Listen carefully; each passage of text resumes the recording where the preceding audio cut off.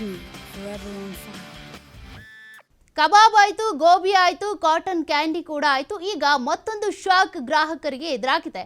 ಹುಟ್ಟುಹಬ್ಬ ಯಾವುದೇ ಕಾರ್ಯಕ್ರಮಗಳಿಗೆ ಕೇಕ್ ತರಿಸೋ ಮುನ್ನ ಈಗ ಗ್ರಾಹಕರು ಎಚ್ಚರಿಕೆಯಿಂದ ಇರಬೇಕಾಗುತ್ತೆ. ನೀವು ನಿಜವಾಗ್ಲೂ ಕೂಡ ಕೇಕ್ ಪ್ರಿಯರೇ ಆಗಿದ್ರಿ ಅಂತ ಅಂದ್ರೆ ಈ ಸ್ಟೋರಿಯನ್ನ ನೋಡಲೇಬೇಕು.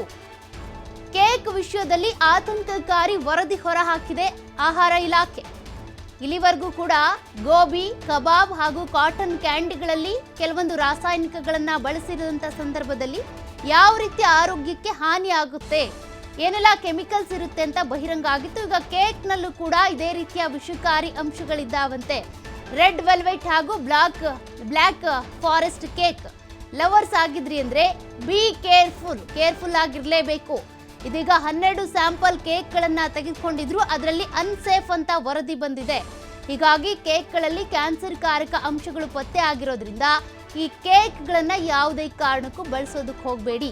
ಕಲಬೆರಕೆ ಶಂಕೆ ಇರೋದ್ರಿಂದ 235 ಕೇಕ್ ಮಾದರಿಯನ್ನ ಟೆಸ್ಟ್ಗೆ ಕೊಡಲಾಗಿತ್ತು.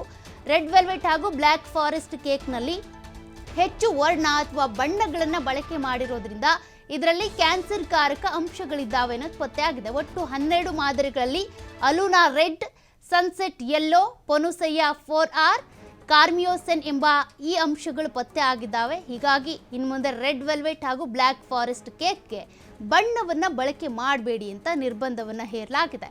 ಇಲ್ಲಿವರೆಗೂ ಕೂಡ ಯಾರೆಲ್ಲ ಈ ಕೇಕ್ಗಳನ್ನು ಬಳಸ್ತಾ ಇದ್ರೋ ಇನ್ನು ಮುಂದೆ ಬಳಸೋದಕ್ಕೆ ಹೋಗಬೇಡಿ. ಆದಷ್ಟು ಎಚ್ಚರಿಕೆಯಿಂದ ಇರಿ.